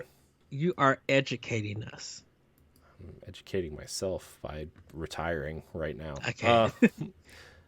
But yeah, good sales numbers. Xenoblade, not surprising. Everybody loves it. Ed's loving it. So yes. Can't believe Mario Kart 8 is still number 2. I know. That's insane. That's just stupid. Because if you could do, just think about it. Let's take Xenoblade Chronicles 3 just out of the equation. Mario Kart 8 would still be number 1. And Kirby beat Animal Crossing. That's wow. And can't believe Smash is still selling it also. Yeah. So Super Mario Odyssey and The Legend of Zelda Breath of the Wild has kind of been out of the NPD, but I think sometimes it's been coming and going, and I think it's because it just says top 10. I think Odyssey and Breath of the Wild probably would be at lower if they did a top 20. But I think once the new game, I think Breath of the Wild 2 comes, I think once that get announced, I feel like Breath of the Wild 1 is going to jump back into the top 10. Where? That I don't know. Yeah. All right. Well, Ed, our last story is about Sega and movies. Sega has announced Space Channel 5 and Comic Zones movies. Oh, geez, this is going to be a disaster. Sega has had so much success with the Sonic the Hedgehog movies that it has already locked in the third one and confirmed a separate television series starring Knuckles. if this wasn't enough, it's now officially confirmed that there will be Space Channel 5 and Comic Zone's adaptations. Quote, Sega is partnering with Picture Start to produce film adaptations of Space Channel 5 and Comic Zone. The tweet says, Space Divas, comic panels, and the movies. Which parts of these Sega gems are you most excited to see played out on the big screen? The music game Space Channel 5, starring Ooh La La, started out in 1999 on the Dreamcast and even got a GBA version in 2003. You might also know the character from her appearance in other games such as Sonic and Sega All-Stars Racing. As for Comic Zone, you can get a history lesson via Switch Online Plus expansion pack Genesis Library. It's a beat-em-up released on the system in 1995. Speaking of beating-ups, there are also reports of a Streets of Rage movie in development. Helmed by John Wick creator. Oh no, this just sounds bad. So yeah, these are happening.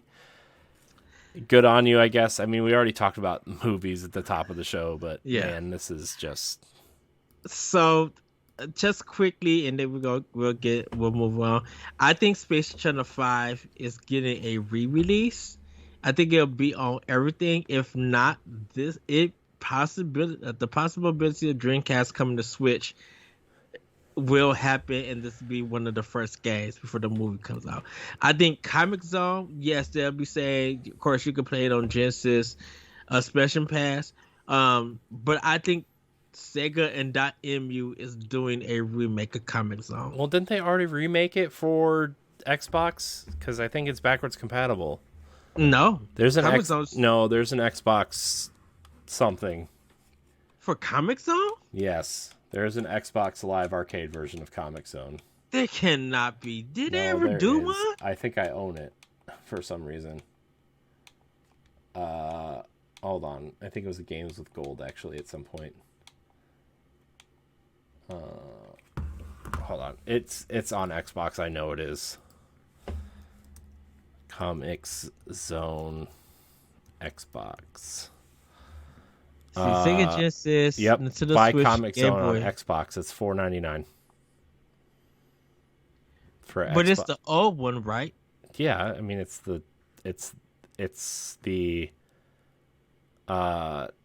looks like the Genesis version, but like up-resed.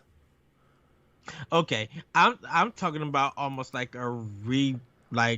Oh, remake I mean or a this sequel. definitely seems like something that either WayForward or .emu would do at some point. Yeah, Tribute games maybe. Whoever did Streets of Rage seems like this would be the next logical. .mu did it. So Yeah. Because that's what I'm just like, okay, if they're bringing Comic Zone and no one knows about Comic Zone, they're going to remake this, or they're going to reintroduce this game for a new audience. I'm surprised they didn't go with Eternal Champions, but I think that has a history of its own with it. Space Channel 5 is going to be interesting. I wonder if they're going to get Mizuguchi for it, the creator of Space Channel 5. Yeah, it's going to be interesting. And will Michael Jackson play a part in it? I don't think so. That would be interesting. But I would go and watch these movies. I think Comic Zone probably will be animated. Space Shuttle 5, they may get like Margaret Robbie to do her, or I'll have to see what the cast is going to be, because I think you're going to need a singer and a dancer. No, everybody, it's not going to be Britney Spears, you know. But I'd be interested. Why would it be Britney Spears? That's such an odd choice. I don't know. Because she had her Crossroads movie. That was like 15 years ago. I know that. But in case somebody be like, "Oh, we want Britney Spears to play," man, this could be someone like. I'm surprised that you knew it's been that long. Well, yeah. I don't know. Anyways, You had a lot more to say on that than I anticipated, so I Oh, marked the timestamp for docked mode. Now I have to change it because you put 6 more minutes. Uh, sorry. I don't have anything else to say. I don't care. Uh, I'm interested to see what they do with it. So, Anyways, well, Ed, are we gonna do dock mode, or are we just gonna go straight to question block? let's we could do dark mode. Dark mode won't be too long or anything. Claire, right? It's time for a dark mode. Summer gaming is coming to a close, and we're prepared for a big fall schedule. Now, if you haven't watched our Nintendo Expansion Pass episodes about the current lineup, go check it out. And you can get early access by becoming a Patreon member for Boss Rush. So for this episode, Doc Mo, I asked the question, is fall the best time for Nintendo or is it the busiest? Where and why do big name titles drop around this time? Should we embrace it or want Nintendo to have a season of small releases to catch up on past titles? You ready to lead Black Agents? Let's go! So yes, I did ask a lot of questions, but Corey, like, is this the? Do you think throughout all of Nintendo's releases, for even their past systems, that fall is the best time for them, or is I it, mean, or do you feel like recently it's just become so busy? I think the fall is it's just the it's like an archaic kind of time frame where you want to get your games out right before Christmas, you know? Mm-hmm. And now we just see releases year round from Nintendo, right? And so whether they're big, small, whatever, it's just, they're releasing arguably their smallest game in October, right? Right in the middle of craziness with Bayonetta 3, right? I Yes. know to Nintendo fans, Bayonetta 3 is exciting, but to everybody else, I would argue Bayonetta is their smallest title this fall. Uh, I mean, you have Splatoon, you have Mario Rabbids, you have Bayonetta, you have Pokemon, right? And, Advance Wars has been rumored to be somewhere within the next 6 months-ish. So you have all that. I'm not actually sure if it's busy. I just think that Nintendo is cranking out games faster than they know what to do with. So they just kind of are putting them out.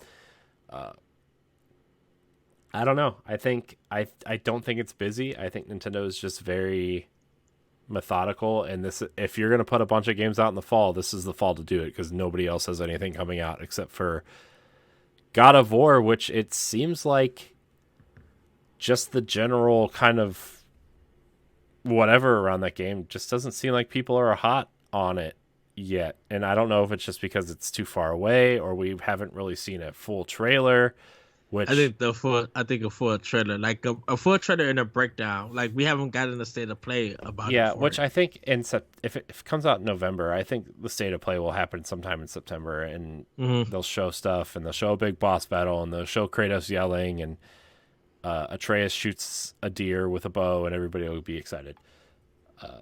Hot take, everybody. God of War is going to sell 10 million units. I don't care. I care. I care, but I don't care that everybody's crapping on the game right now. But there's nothing else really coming out. What, Gotham Knights? You think Nintendo's afraid of Gotham Knights? No, sorry. So yeah, everything has to compete with Pokemon, right? The two biggest games right now outside of Nintendo are Modern Warfare 2 and God of War. Outside of those games, which are very different games from the audience that Nintendo is aiming at, Nintendo's going to own the fall. They're just going to own the fall, you know? Yes. So I think Nintendo is just dropping their bombs right now because they want Switch to be successful, and you're going to drop them when you think it's best, and this is where they think it's best. Yeah.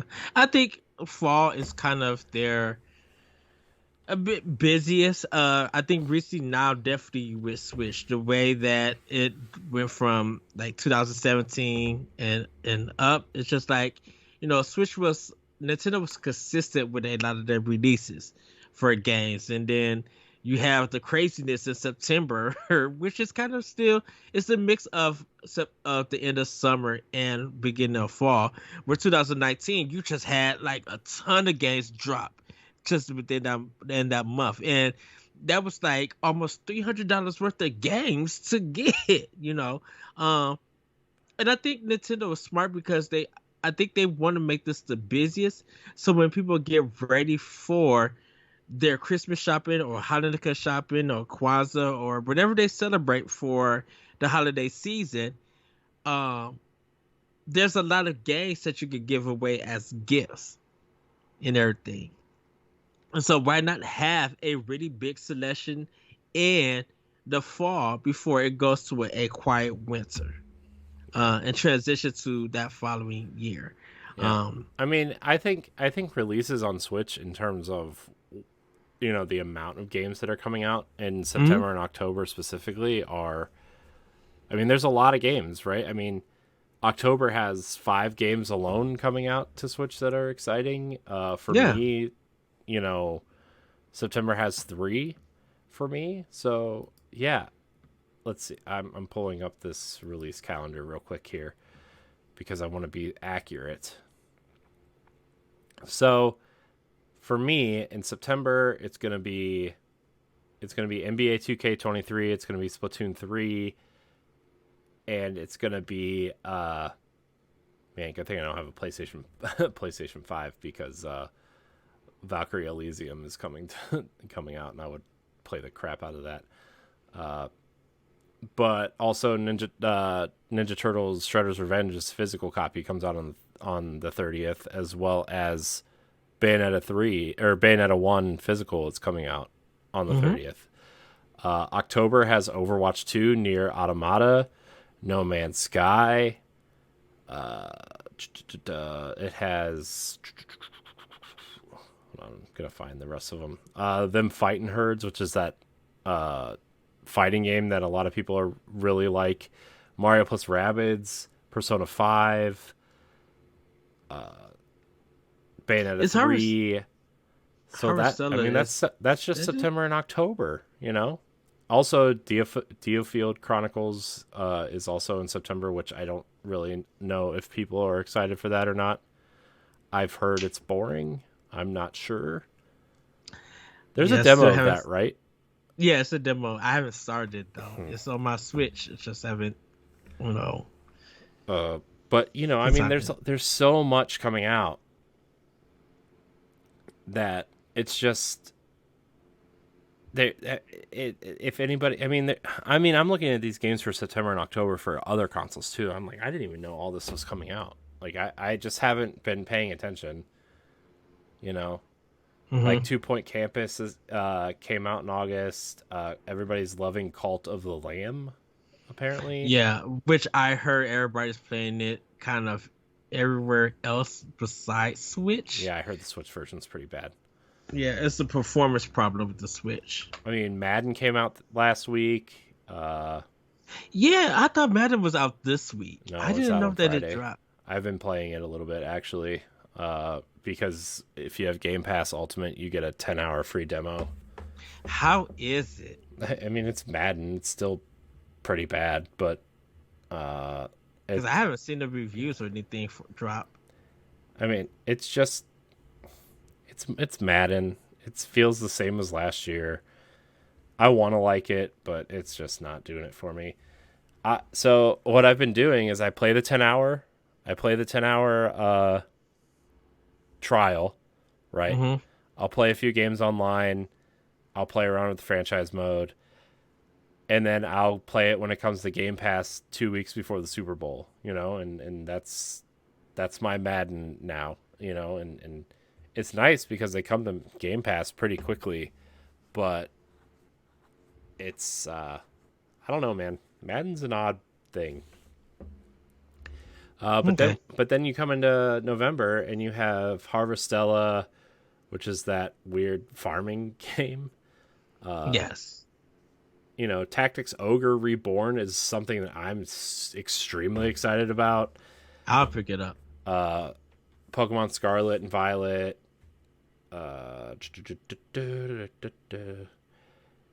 So I mean, Switch has a ton coming out, and then obviously, the big hit coming out this year, Skull and Bones, is finally coming out. Oh, good, googly I moogly. cannot believe that game is coming out. Shocked. And it doesn't look interesting at all. But that's for another discussion. I Not mean, for I one. think the concept seems okay, Yes. but the whole it's like I mean, it's just pirate. It's just the Division, but pirates. It looks like, which is fine, right? Like I think theoretically that could be cool, but I think it's too little, too late for a game as a service, especially now with the Destiny's popularity, Fortnite's popularity. The Division is still pretty popular. Sea of Thieves. Yeah, I mean, I was getting there, but Uh, there's already a popular pirate game called Sea of Thieves. So I don't know. This game's got to do something real different to be attractive to some people, and it's a good like it looks good, like it's a pretty game, mm-hmm. but who's it for at this point? Also, Yeah. I like how they just took the PUBG font pretty much and used it. That is the PUBG font. And you look at all the menus and stuff, dude, that is the PUBG font. I don't care what they say. I don't care if you made it Well, look like spray paint. It's the PUBG mhm. font.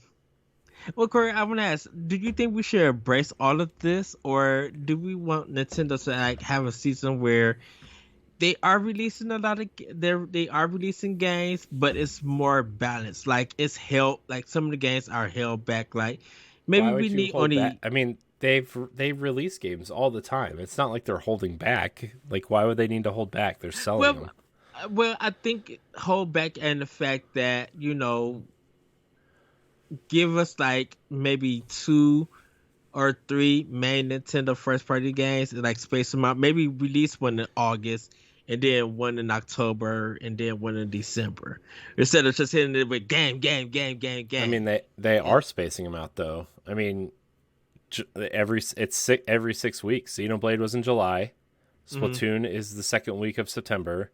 Then you're not getting another first party game until Bayonetta at the end of October, and then 3 weeks later you're getting Pokemon, which is Pokemon. So I mean, they are spacing them out. I just think I that mean, I mean, as in spacing. I mean, as instead of like having 5 or 6 titles, that's going to be from the rest of the year or something like that. Maybe just cut that in half. no, because Nintendo always puts out a lot of games. You just always used to have two consoles to do it, and most of them were already handheld games. So I don't know. I plus like every Nintendo fan isn't going to buy every game. You know, Mm-hmm. we're just weird. Nintendo has what 5 games coming out in the next 4 months.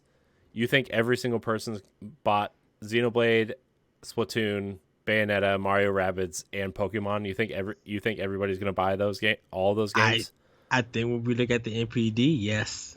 No, you're crazy if you think everybody's going to buy every game. If those 5 show up on the NPD, I mean, they're going to show up like the first month, but like uh they're not going to have long tails. That's the thing. Splatoon and Pokemon are going to be the two that have long tails. I don't think Bayonetta is going to make the MPD, to be honest with you.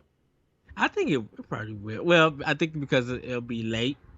Um, it may not make the top 20, but I think it'll probably end up on the uh the top 10 NPD for October. Um, because people are interested in buying Bayonetta.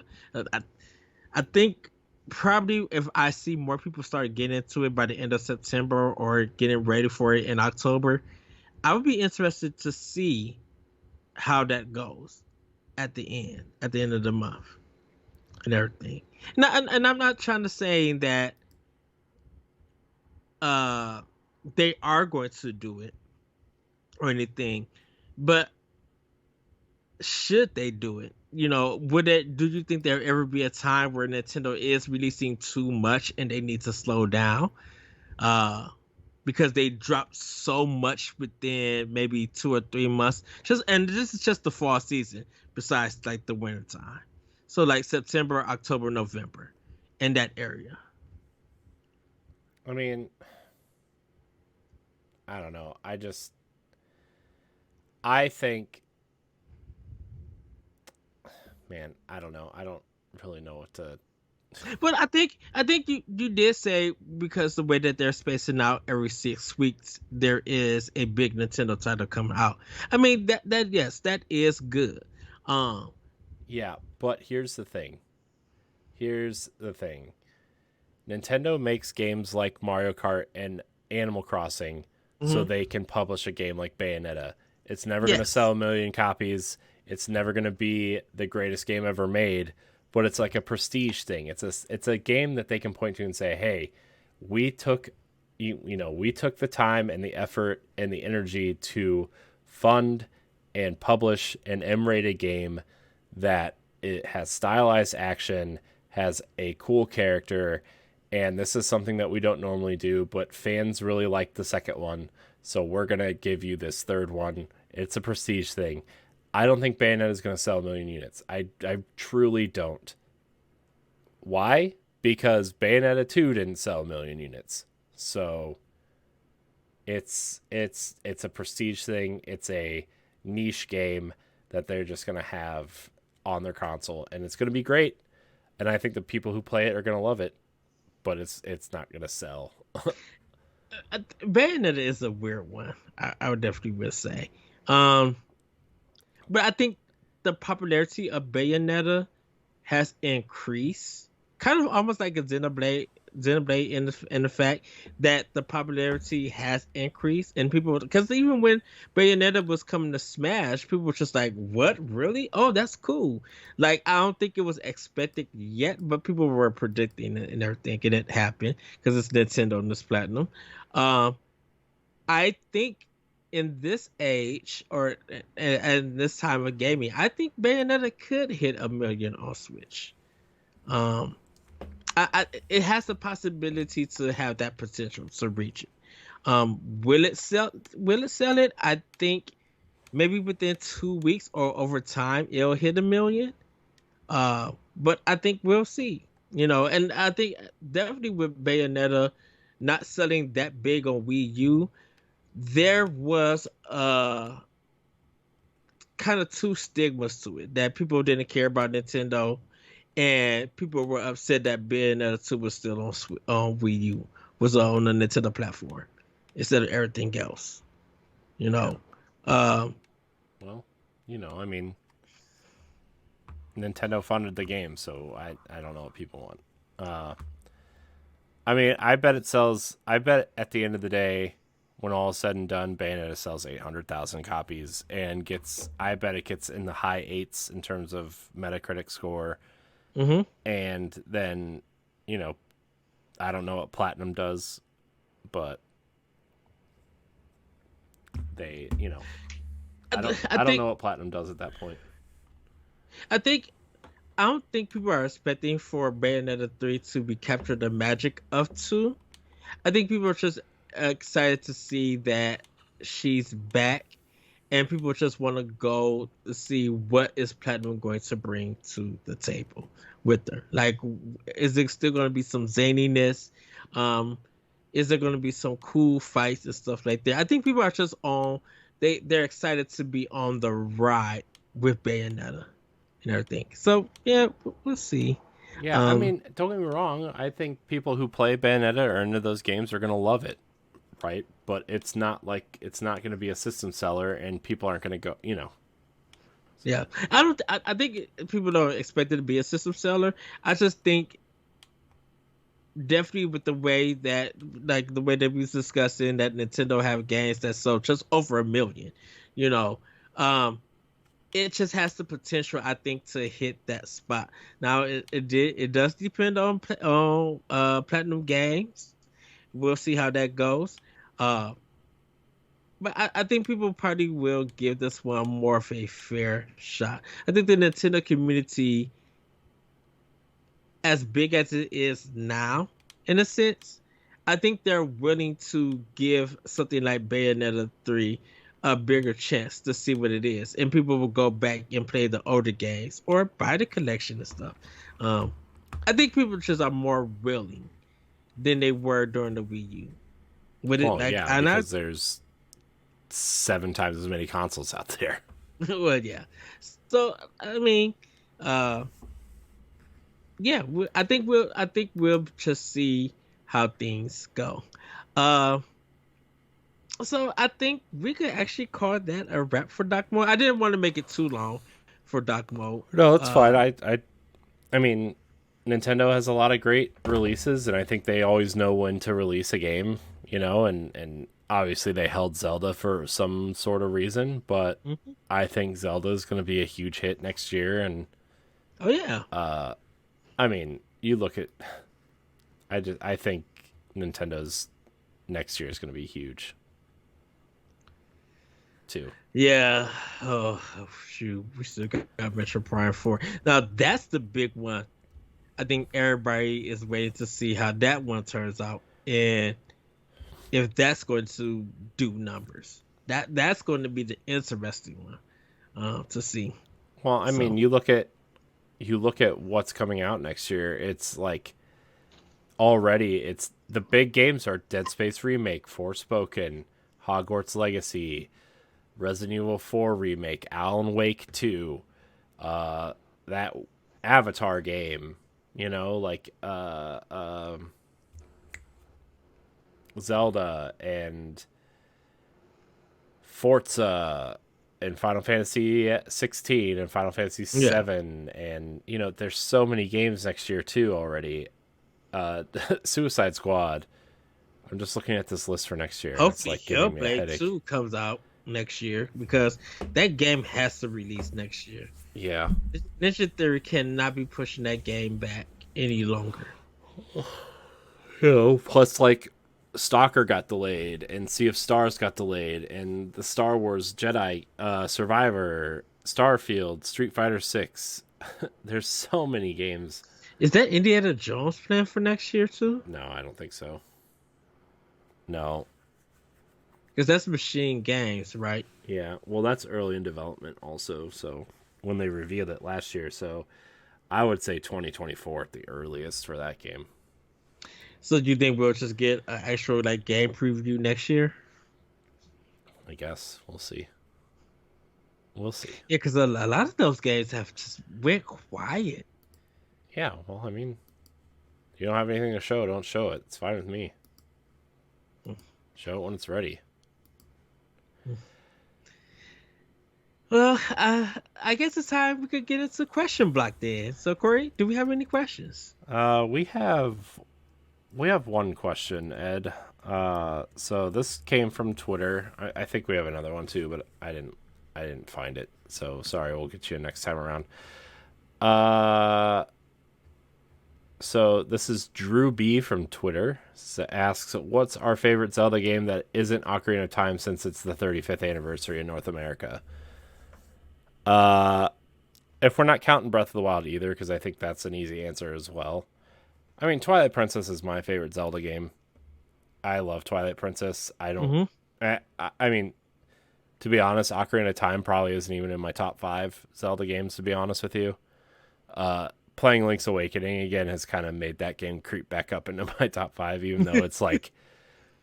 To be fair, Link's Awakening is good, but it's not great. It is unapologetically 90s game design to a fault. Yes. and Yes. some of the quality of life things they did are fine, but it's not. It's not great design. But yeah, I mean, Twilight Princess is just, it's the best. I love Twilight Princess. I don't care what anybody says. That quote unquote 3-hour intro is not 3 hours. You can do it in an hour. Okay. You know what else takes an hour? Finding the sword and shield in Ocarina of Time and fighting the Great Deku Tree. Okay. Anyways. For me, it's Wind Waker. And I know we all said Breath of the Wild, all this stuff, but Wind Waker was just so special to me. Definitely with the art style. It has some of the best kind of boss fights for me. Definitely going against Ganondorf, and we was talking about another Zelda podcast. They asked a question about favorite Zelda moments, and it's still that ghost pig that you fight in Wind Waker when you had to use your mirror to light his body up, and Yeah. then you're able to grab him, roll him like you're playing bowling, and he gets spiked up and turns to all these little ghosts.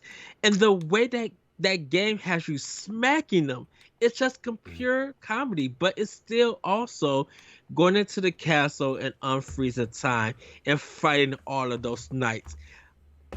That's moment in gaming. Like if you was playing it when it first released on GameCube and you was experienced that for the first time, you were just like, oh, it was just a whole nother level of greatness for me. Yeah. So for me, it's definitely the Legend of Zelda Wind Waker. Okay. Yeah. I mean, after playing like Death's Door and Link's Awakening, I've been like really into like rediscovering the 2D top-down-ish Zelda games to the point where like I'm charging my 3DS to play A Link Between Worlds because I really want to play that at some point. Game. Such a great game. So yeah, I don't know. I still want to. I mean, my Wii U's been plugged in. I'd never really unplugged it. Like, I think I put it away once and then I brought it back out. And you know, so I never finished Wind Waker HD. And I want to go back and do that. And I kind of been getting the itch to play Twilight Princess again, because we've been talking about it so much. Yeah. So, but I hope that does come to Switch. I think I think they will. I mean, I would actually be shocked that like if something Zelda related didn't come to Switch in like sometime this year. Yeah. Even if it's like the Game Boy and Game Boy Advance like something, you know, in terms of Switch Online, which is still a possibility. It's only August. They could definitely release those in like the beginning of October as well, you know. So I made next year go through all the Zelda games. Like 8, like the first one that one won't take me long. Zelda 2 I do need to beat, but I think I need to beat that with a strategy guide. yeah. Well, I told you I've been using 2 strategy guides for Link's Awakening, and it's been extremely helpful because those games are incredibly difficult. Yeah, I don't have to play Link to the Past because we already have a recorded episode of that season. So everybody can watch me play that. Ocarina of Time I would love to go through, and goodness, Majora's Mask. I think I'm gonna have to do a guide for that too. But yeah, like I beat Breath of the Wild, Twilight Princess and Wind Waker. What other Zelda? And A Link's Awakening I finished. But I'm just like, man, was there any other thing besides like Four Swords and not Triangle Strategy, but that Triangle one with the 3-player Zelda game? Triforce Heroes. Triforce Heroes, yeah. Spirit Tracks and the other one I could skip. I'm not really worried about that. All right. So, well. Yeah, but that's our answers. And everybody, that's gonna be it for Nintendo Pod Block. Corey, where can we find you? You can find me at I am Corey HD on Twitter and Instagram. You can also find me on the Boss Rush podcast, Nintendo Power Block Expansion Pass, and Standard Definition. You guys can find me on Twitter at ThatRetroCode and on Instagram. You can also check me out on the Discord and some of my writings at bossrush.net. You can check more of Nintendo Power Block and Nintendo Expansion Pass on our YouTube page. But if you are a Patreon supporter, you will get Nintendo Expansion Pass and other content earlier. You can go to bossrush.net and check out our how to support us there. But then, everybody, have a great week, have a great weekend, and we will see you next time for Nintendo Pop Block. Bye, everybody. Woohoo! Goodbye.